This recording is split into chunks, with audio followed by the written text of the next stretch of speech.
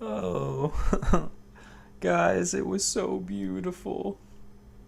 The reason I'm fake crying is because I saw a beautiful, wonderful romance film.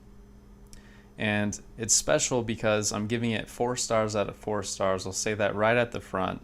And this is actually the first film without Charles Boyer that gets a perfect score on my YouTube channel. So that's a great thing as well.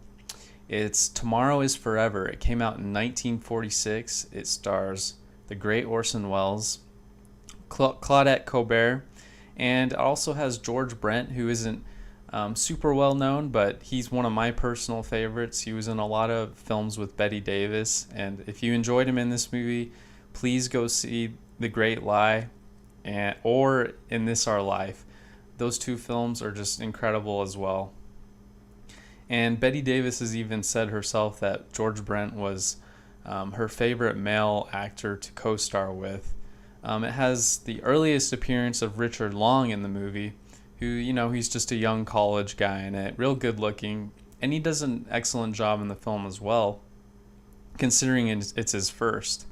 And a super early appearance from Natalie Wood, who was just a little girl at the time, but she had to use a Austrian accent, and she was already showing signs that she was going to be a great actress in the future.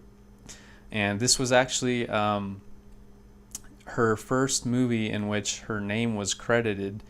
And so I mentioned that this is a romance film. More specifically, it's a post-war romance film.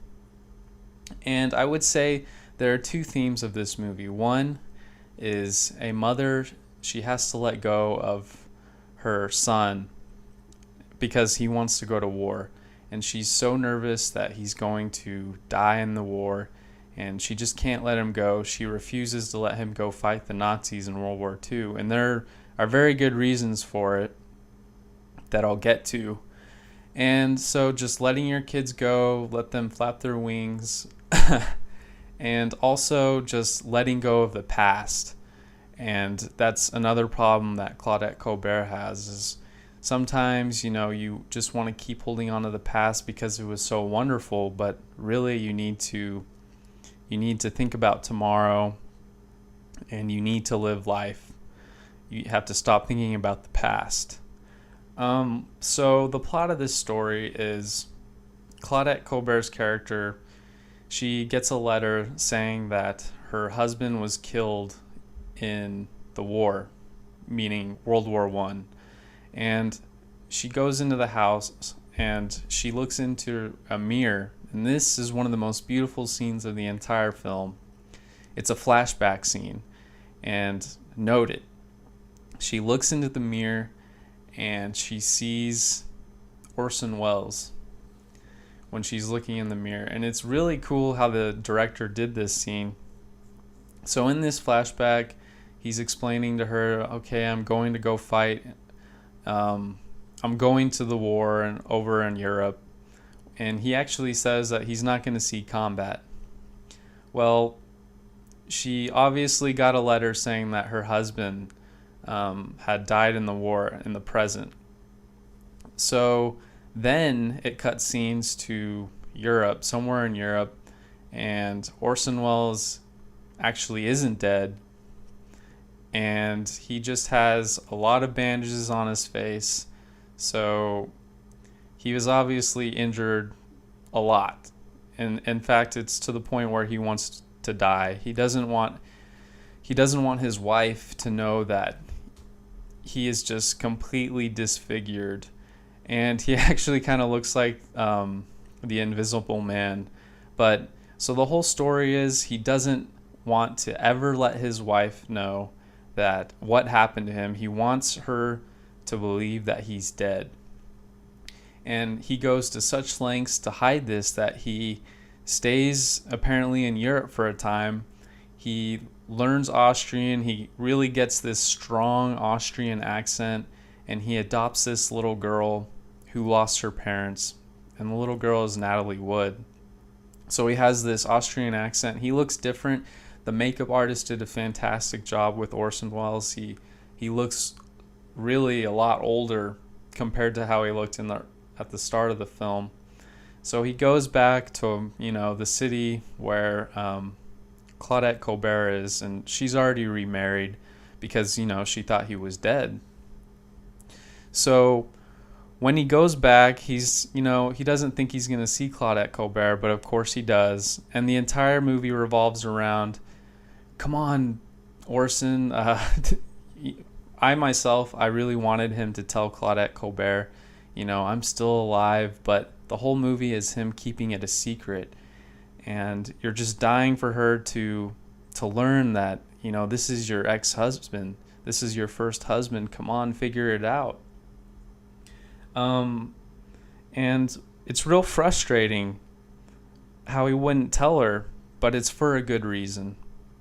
And I really want to note the scene. I don't want to give, the entire story away, but, it is important to mention the things that I said because it's it's the plot of the entire film.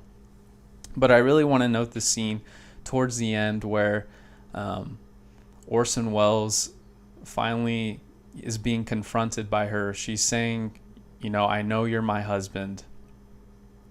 And she's saying all these reasons. She's mentioning things from the past, saying, we used to do this, we used to do that, come back to me, basically. And Orson Welles gives just this amazing, beautiful speech to her.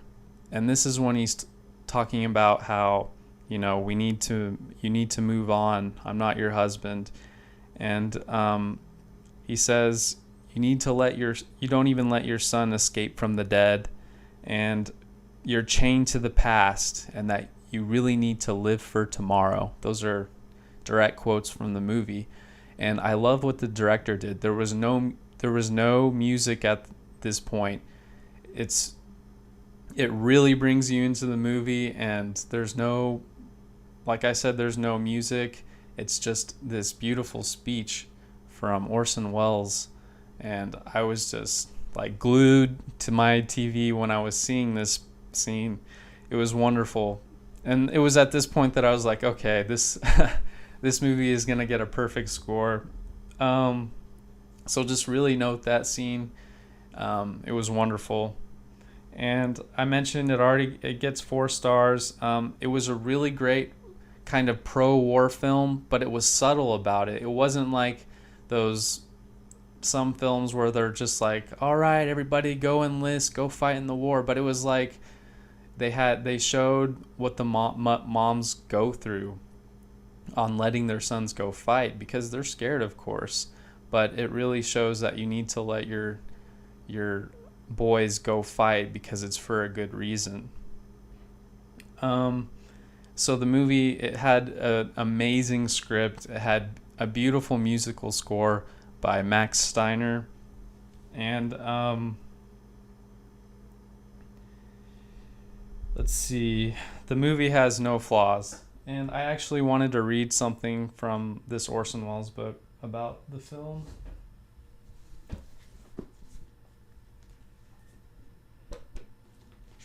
So this was just a review from Time about the movie.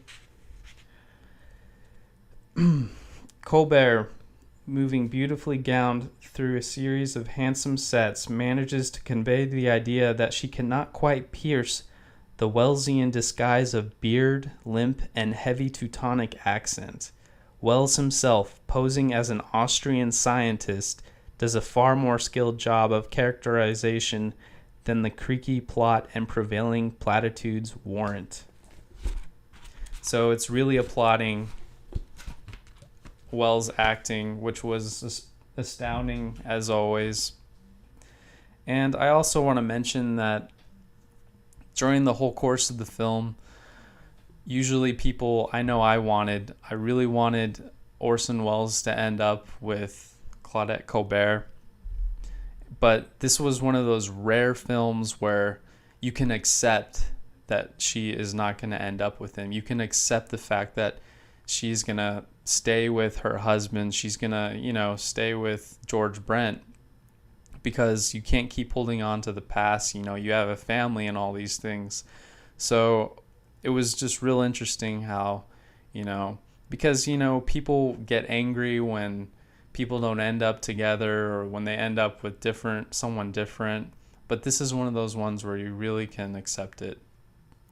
Like I said, I love the film, obviously, because it got a perfect score, but really go see it because it's definitely something special. But tomorrow's Friday. I'll be coming out with a horror review on Saturday. And I think I'm going to have another review coming out tomorrow, just a normal movie. But until then, good night, guys.